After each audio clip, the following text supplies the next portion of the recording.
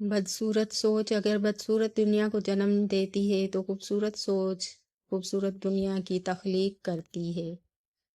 لوگ کہتے ہیں ہوتا وہی ہے جو نصیب میں لکھا ہو۔ اللہ پاک قرآن میں کہتے ہیں تم مجھے پکار کر تو دیکھو میں نصیب بدلنے پر قادر ہوں۔ زندگی ضرورت کی طرح گزارو، خواہش کی طرح نہیں، کیونکہ ضرورت فقیر کی بھی پوری ہوتی ہے لیکن خواہش بادشاہ کی بھی پوری نہیں ہوتی۔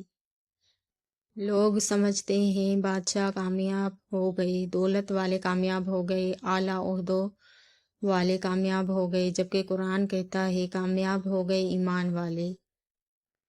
حضور پاک صلی اللہ علیہ وآلہ وسلم نے فرمایا ہر کسی کے لیے دعا کیا کرو، کیا پتہ کسی کی قسمت تمہاری دعا کا انتظار کر رہی ہو۔ تہجد پڑھا کرو، حضرت علی رض نے فرمایا لا حاصل کو اگر پانا چاہتے ہو تو تہجد پڑھا کرو، کیونکہ جو نصیب میں نہ ہو اسے تہجد کی دعائیں مقدر میں لے آتی ہیں۔ پیٹ اور غرور بڑھ جائیں تو اپنوں کو گلے لگانا ناممکن ہو جاتا ہے۔ سب سے بڑا بدبودار اور منافق انسان وہ ہے جو آپ سے فائدہ بھی اٹھائے اور پھر آپ کی مخالفت بھی کرے۔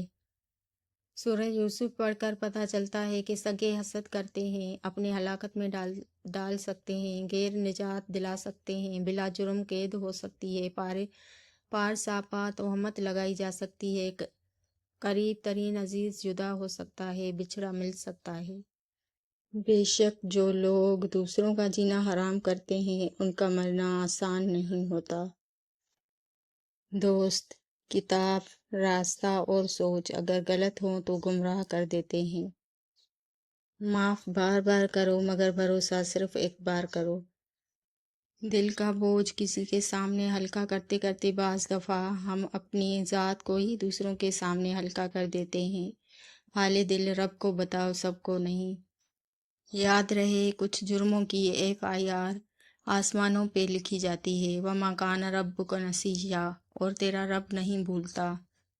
باتوں کو برداشت کرنے کی عادت ڈالیں، ہر بات محسوس کرنا اور موڈ خراب کر لینا، یہ رویہ رشتوں کو کمزور بنا دیتا ہے۔ ہمت کبھی نہ ہاریں، کیونکہ دھوپ کتنی بھی تیز ہو سمندر سوکھا نہیں کرتے۔ مکافات عمل دستک نہیں دیتی، جو آج تم کرو گے کل وہی تمہارے ساتھ ہوگا، اس لیے لوگوں کی زندگی جہنم بنا کر سجدوں میں جنت مانگنا چھوڑ دو۔ کسی مشکل میں بزدل انسان سے کوئی مشورہ مت کرنا، کیونکہ وہ تمہاری بچی ہوئی ہمت کو بھی ختم کر دے گا۔ اللہ سب کا کفیل، سب کا وکیل، حسبنا اللہ ونعم الوکیل۔ اچھے لوگ آسانیاں اور برے لوگ پریشانیاں تقسیم کرتے ہیں۔ یہ زندگی صرف تب تک ہلکی ہے جب تک سارے بوجھ ماں باپ نے اٹھائے ہوں۔ اللہ سے باتیں کیا کرو، اداسیاں ختم ہو جاتی ہے۔ جس طرح لوگ بھاگ بھاگ کر مردے کو کندھا دیتے ہیں، اس طرح اگر زندوں کو کندھا دینا شروع کر دیں تو زندگی کس قدر آسان ہو جائے۔ نیند بھی کیا غضب کی چیز ہے، آئی تو سب کچھ بھلا دیتی ہے اور نہ آئی تو سب کچھ یاد دلا دیتی ہے۔ لوہا نرم ہو کر اوزار بنتا ہے، سونا نرم ہو کر زیور بنتا ہے، مٹی نرم ہو کر کھیت بنتی ہے، آٹا نرم ہو کر روٹی بنتا ہے، اور آدمی کا دل نرم ہو تو وہ انسان بنتا ہے۔ آپ کے تعارف کے دو حصے ہیں، ایک آپ کی خوبیاں اور دوسرا آپ کے خوبیوں والی دوست۔ غلط فہمی تھی کہ سب اپنے ہیں۔ دنیا کا سب سے خوبصورت پودا محبت کا ہوتا ہے، جو زمین میں نہیں بلکہ دلوں میں اگتا ہے۔ کبھی بھی یک طرفہ کہانی پر یقین نہ کریں، اس میں ہمیشہ کچھ گمشدہ صفات ہوتے ہیں۔